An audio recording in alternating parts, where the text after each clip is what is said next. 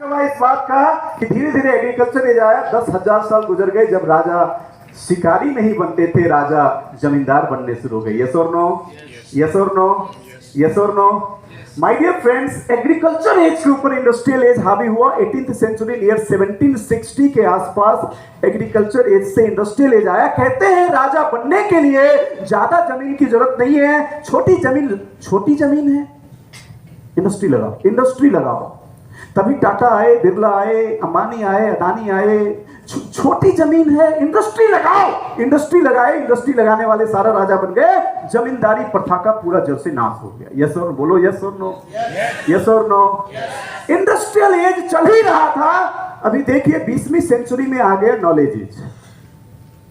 Knowledge age में राजा बनने के लिए इंडस्ट्री लगाने की कोई जरूरत नहीं है। क्या होना चाहिए? अब इस नॉलेज एज में अगर कोई भुजाओं में दम ला रहा है, निशाना लगा रहा है, क्या राजा बनेगा? नॉलेज एज में राजा बनना है तो क्या लेना पड़ेगा? नॉलेज।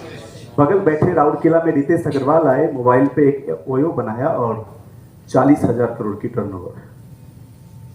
मार्क जुकरबर्ग ने नॉलेज एज में फेसबुक बनाया, दुनिया की तीसरी बड़ी कंपनी और तीसरे अमीर आदमी बन गए। अमेजोन के मालिक जोस बेजोस ने नॉलेज के साथ एक साइट डेवलप किया और दुनिया के सबसे अमीर आदमी बन गए। My dear friends, knowledge age में वही राजा बनेगा जिसके पास क्या होगा? जिसके पास क्या होगा? नॉलेज। अब 21st सेंचुरी आ गई और नॉलेज एज कन्वर्ट हो रहा है डिजिटल एज में। कहा जा रहा है?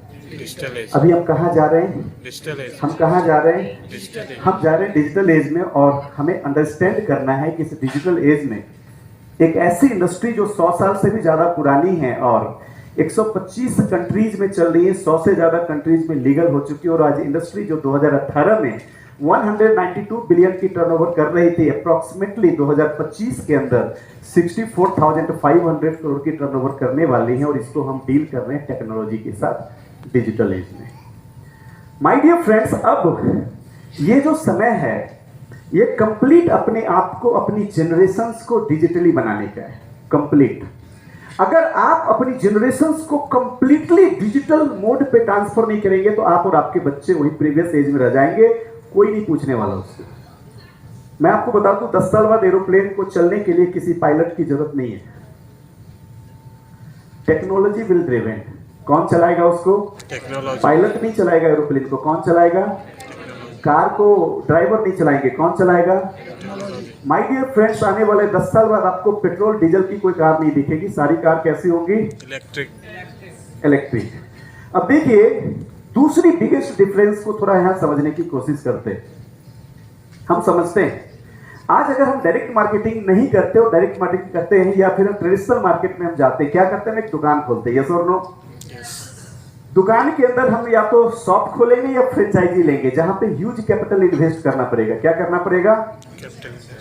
लेकिन अगर हम इस बिजनेस को स्टार्ट करते हैं तो कोई शॉप खोलने की जरूरत नहीं और कोई कैपिटल इन्वेस्टमेंट की जरूरत नहीं। Huge capital versus no capital. My dear friends, huge capital invest करने के बाद डोमिनो आया, केएफसी आई, बिग बाजार आया। बिग बाजार है? बिग बाजार है? नहीं। बिग बाजार है? बिग बाजार खत्म हो गई। ह्यूज कैपिटल इन्वेस्ट करने के बाद भी बिग बाजार डूब गया। अब देखिए, अब यहां पे आपको समझना क्या है? समझना है अगर आप खुद की दुकान खोलते हैं प्रोडक्ट स्टॉक करना पड़ता है। यस और नो? वेस्टेज करते हो, कोई प्रोडक्ट स्टॉक और कंज्यूम करने की जरूरत नहीं है। आप कैपिटल लगा के बड़े दुकान खोलते, एडवर्टीजमेंट करने की जरूरत पड़ती है। यस और नो? यहाँ पे सारे के सारे माउथ एडवर्टीजमेंट से काम हो जाते हैं। बदलती हुई दुनिया को पहले हमें समझना है। हम समझते हैं यहाँ पे कि आज किसी भी बिजनेस को स्टार्ट करेंगे ऑफिस की जरूरत पड़ती है। यस और नो? आप इसको वर्क फ्रॉम होम कर सकते हैं, घर से शुरू कर सकते हैं। आप अगर बिजनेस की शुरुआत करते, इन्वेस्टमेंट कैश में करते जो कभी भी क्रैश कर सकती है। जहां पैसा लगाते वहीं तो पैसा डूबता ना। जहां पैसा ही नहीं लगेगा वहां पे पैसा क्या डूबेगा? केवल इन्वेस्टमेंट आपकी टाइम की, आप part time full time invest कर सकते हैं। You can start by your pocket money. My dear friends, थोड़ा इस डिफरेंसेस को समझते हैं। आप हर महीने रेंट पे दुकान लेते हैं तो रेंट भरते हैं। यस और नो? यहाँ पे कोई रेंट भरने की जरूरत नहीं। स्टाफ को सैलरी देते हैं, यहाँ पे कोई स्टाफ रखने की जरूरत माय डियर फ्रेंड्स, आप ट्रांसपोर्टेशन पे खर्च करते हैं, यहाँ कोई ट्रांसपोर्टेशन नहीं है, हिडन एक्सपेंसेस बहुत होता है, इसीलिए ह्यूज स्ट्रेस आते और आती है साथ में फ्री में मेनी डिजीज, नहीं मेनी डिजीज। जब आप डायरेक्ट सेलिंग की शुरुआत करते हैं, स्ट्रेस फ्री हेल्दी लाइफ जीते, यहाँ पे कोई डिजीज नहीं आता। क्यों? क्योंकि कुछ इन्वेस्टमेंट नहीं होते। हम यहाँ पे चौथे डिफरेंसेस को समझते हैं। अगर आप ट्रेडिशनल बिजनेस की शुरुआत करते हैं तो या तो लोकल करेंगे, डिस्ट्रिक्ट करेंगे, स्टेट में करेंगे। आज इस 21st सेंचुरी के डायरेक्ट सेलिंग को शुरू करेंगे तो आप सिटी भी कर सकते हैं, डिस्ट्रिक्ट भी, स्टेट भी, कंट्री भी और अब्रॉड भी। मैंने शुरू किया रांची झारखंड से। आज क्या केवल झारखंड में टीम है? जब रांची शुरू किया तो सिटी थी, जब झारखंड गया तो स्टेट हो गया, बिहार, वेस्ट बंगाल, उड़ीसा, असम चले गए तो कंट्री, सारे स्टेट हो गए, और जब हम बांग्लादेश, नेपाल चले गए तो कंट्री भी हो गई।